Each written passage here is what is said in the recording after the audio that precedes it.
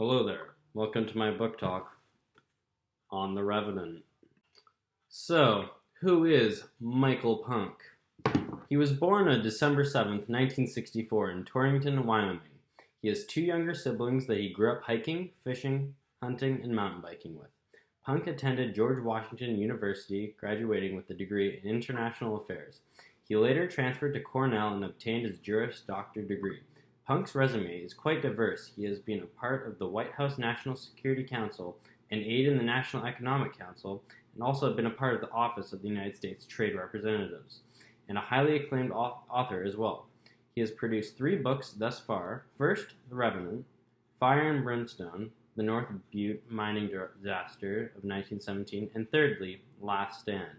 Because of Michael Punk's career as a high-ranking federal employee, due to an ethics rule, he is unable to do book signings or talk publicly about his own personal work like other authors are able to. So what exactly is the setting of the story and what is the plot? Well, let me tell you a thing or two. The Revenant is set in the early 1820s rugged Midwest of the United States. There along the Missouri River, a hapless trapping party is taken by surprise when one of their own, Hugh Glass, is mauled by a grizzly bear and is severely injured. When he is left for dead by his own men, Hugh Glass embarks on a journey with one singular goal: revenge. Alright, let's talk about the central theme here. I would debate that there is more than one theme for The Revenant, the first being very clear as it can be seen on the cover of the book. This being revenge, right there. And the second being more of an underlying theme is perseverance. Alright, let's talk about revenge first. After being nearly mauled to death by a bear and being left for dead by 2 of his associates, Hugh Glass embarks on a quest of revenge. Although he is nearly disabled by his wounds, Glass fights for survival in the harsh lands of North America.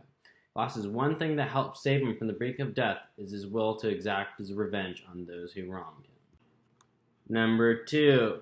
Hugh Glass's story has an underlying theme, which is perseverance. His whole life he has somehow survived against all odds. As a young man, he managed to stay alive as a pirate, a fugitive, and then as a Pawnee.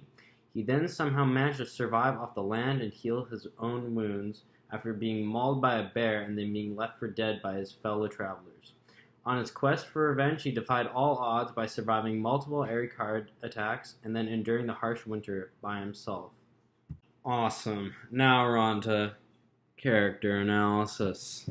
Let's get on to it. Alright, I have to say there's 3 main characters in this story of The Revenant. Right here. Here we have Hugh Glass, main protagonist of our story. And then we'd have our main antagonist, which is John F. Fitzgerald. And then thirdly, I'd have to say there's a big old character, dynamic guy, Jim Bridger. And so let's delve into that. On to our main protagonist, Hugh Glass. He was born in 1783, Scranton, Pennsylvania. He was raised to be a lawyer, but he always had the pull towards cartography, which is map making, by the way, if you didn't know, and exploring the New World. Before Hugh Glass had embarked on his fateful journey in 1823, he was an experienced trader in the Caribbean, generally trading tobacco and booze. Pretty cool.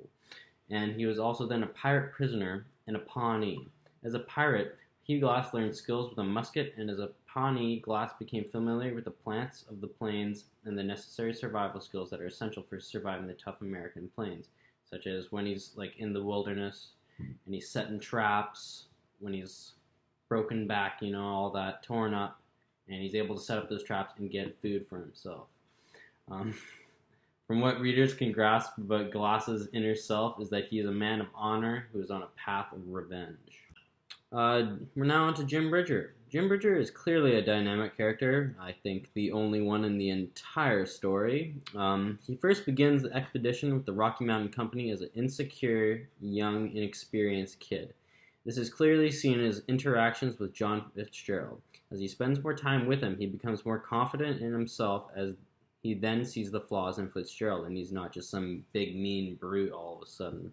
A clear example of this is when John gets lost and Jim is able to confidently navigate the party. At the end of the trek, Bridger's not a kid anymore, but a man. He has become confident and has come to terms with his past. On to our main antagonist of the book, The Revenant, John Fitzgerald. Fitzgerald is a static character. This can be seen as his morals stay the same throughout the story. He remains a cold-hearted, violent, and greedy man that only seems to care for his own self. This can be seen as even before he joins the Rocky Mountain Fur Company expedition, he's a wanted man for murder and for stealing a substantial amount of money. On the expedition, he makes this even clearer as he leaves Hugh Glass for dead, steals from the Rocky Mountain Fur Co., and lies to the authorities about what had previously happened earlier on in his life. Overall, Fitzgerald is a thief, a murderer, and a swindler, and he should have got what was coming to him. Alright, so you're probably wondering, what did I think of this novel? Well, let me tell you a thing or two about what I thought about the book, The Revenant. Sorry, I just need my reading glasses. I'd say this book was very well written. There was no really big lull spots in it. Like, I definitely thought that it was just, the plot was amazing. Like, I don't know, every single chapter there's a cool action thing that happened. If you're into that, then definitely go for it. If you like chill books, don't read it. But if you're a person that's hard for somebody to read a book, this is definitely an easy read, as like there's so much action in it. It's really cool. I don't even know what else to say about it. It is definitely one of my favorite books. It took me only a couple days to read. Really hope that anybody that does read it, they enjoy it as well, as much as I did. Thank you very much, and have a lovely day.